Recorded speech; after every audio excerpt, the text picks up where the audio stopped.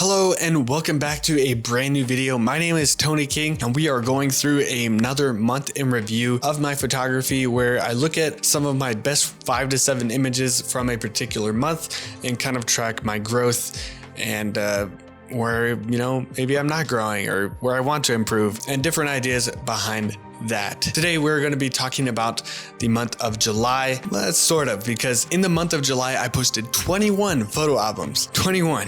I know that is quite a lot of photo albums and photo walks to post, and there's a big reason for that is that I took a trip and I went to Jekyll Island for about a weekend, like 3-4 days, and I took a lot of pictures on that trip. I posted a lot of photo albums, so I was kind of stat padding that weekend, and I think I really did kind of such a large amount of work at Jekyll Island that I wanted to kind of make 2 separate videos for July. So here I'm going to be going through my month in review for July just of images that I did not take in Jekyll Island.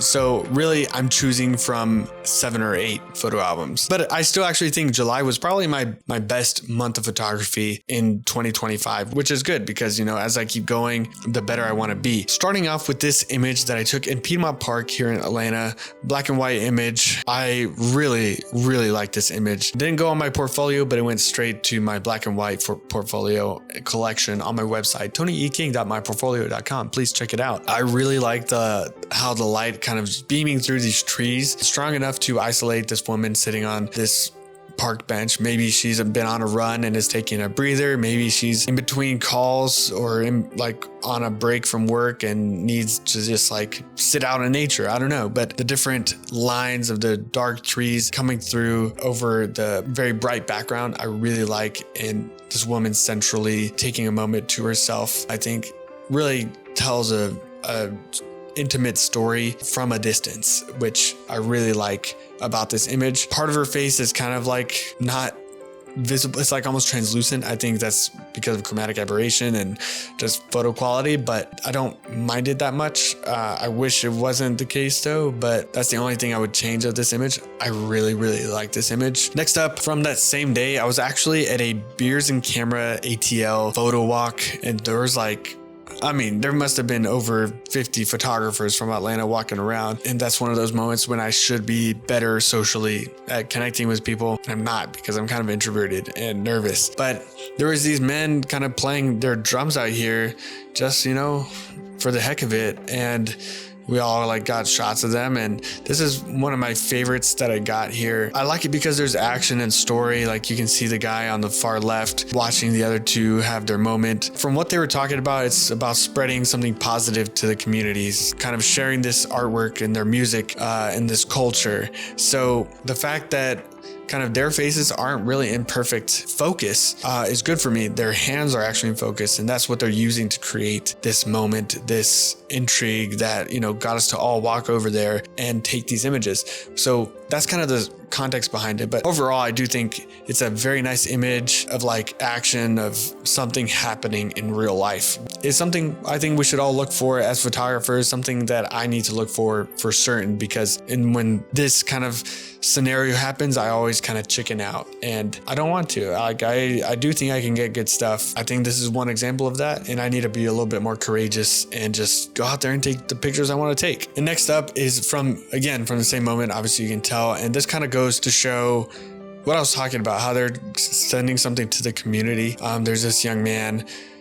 Honestly, I think this is a grown adult, but from the back you can't tell that he is a grown adult. He could just be some random teenager, and maybe he rode a skateboard to the park and he just took a moment to check out what was going on here. And I think these men out here being a good influence to younger people is very telling. And I think you can tell that in the story with kind of this younger guy kind of looking on and taking it in, which I think is the story behind this image and what you can tell when looking at it. So in terms of capturing a moment like that, I was very happy too. I wish there weren't so many leaves behind his head so that he kind of stuck out more. I should have just taken 4 or 5 steps to the side and maybe gotten more of the drummers actually in focus, so that maybe he's kind of standing there but in between the guy in the white shirt and the shirtless guy, so that you can see both of their faces instead of just one of their faces, and then the guy on the left as well, who is currently completely covered. There's definitely room for improvement and room for just hey, see the moment and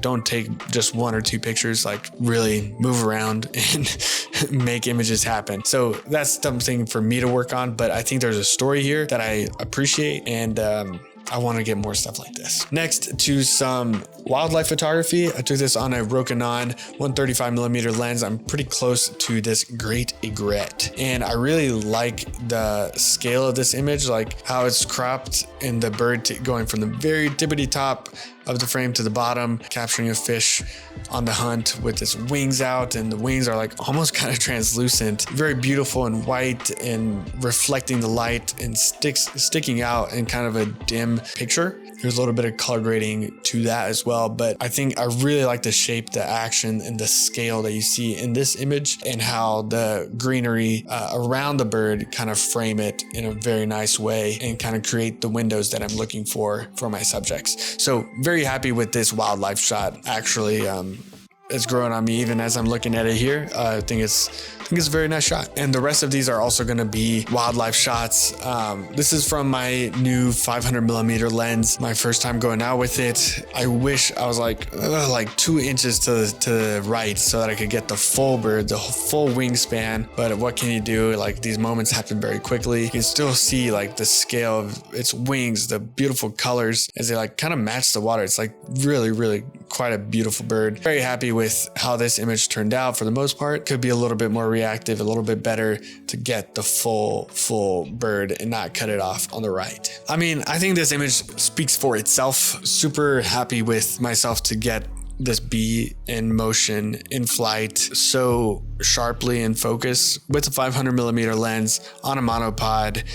Being patient, like seeing where like there's a bee or two flying around these flowers, like let me choose a spot and let the bee fly into the frame and try to be fast enough to get it. So definitely missed it several times, several times, but I got this one. I love how like yellow and detailed the bee is. You can see like its eyes, its nose, its wings are like, you can barely see them because they move so fast. You can see its legs and the plants around it.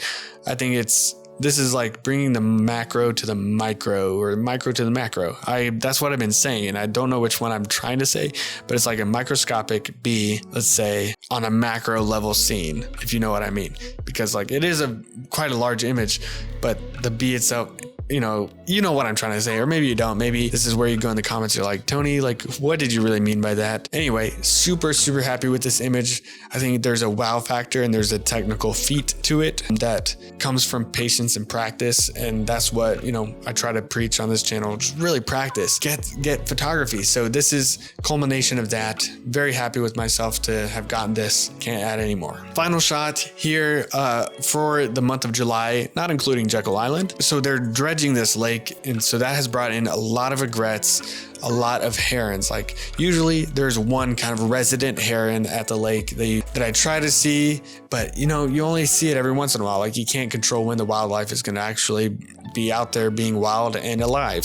So nowadays there are all these ones out there, and I should be going out more. I should be going out every day. This was an image where I had started to get really close to them. I got low to the water, which I think it really works well for these kinds of shots. Shooting on a 500mm again here. This is all from that same day. And I had started to get some shots where I have groups of the birds like kind of staying together, trying to get some sort of kind of cohesive like group shot shapes among them, because they have these, their necks are so strange and like curve in one way or the other, trying to use those to make some sort of composition. I wasn't super satisfied with what I was getting, but then I got this shot as I was focused on the right bird as it started taking off for flight. It was always like focused on one bird. Okay, then that one started flying, and then the moment I'm like, okay, go to that one. Oh wait, the one I was just looking at started flying. Come on, like I was not super lucky in that regard on this day, except for this one. And I really liked the depth created by the two birds in the foreground and the two birds in the background, and like the big splash of water coming out and the shape of the wings. It's like not this perfect up moment. This is like the second like going down. You can see the wing in the background as well, or like the far wing, let's say, kind of coming down, and you can see kind of the structure. And that he's really just going to be flying like a few feet away. That's kind of how these birds behave for the most part, to what I can see. Not a zoologist or a zoologist or whatever. I like the depth. I liked how this group shot came out. It's kind of there's a story there as well, and like of nature and of like pseudo social behavior they have. Like they don't seem to really interact with each other that much, but it feels like it, especially in this shot. And honestly, they're probably interacting more than what I can tell. With that, that is the month of July in review. 7 images that stuck out to me. Clearly some ways that I can improve on, but clearly some ways that I excel. So very happy with this month in review. Stay tuned to see just the Jekyll Island review and the images I got there. I think it was a very good trip for me as a photographer. So stick around for that. Subscribe to my channel for all sorts of monthly reviews, gear reviews, photography talks, all sort of things. I'll see you next time. I've been Tony.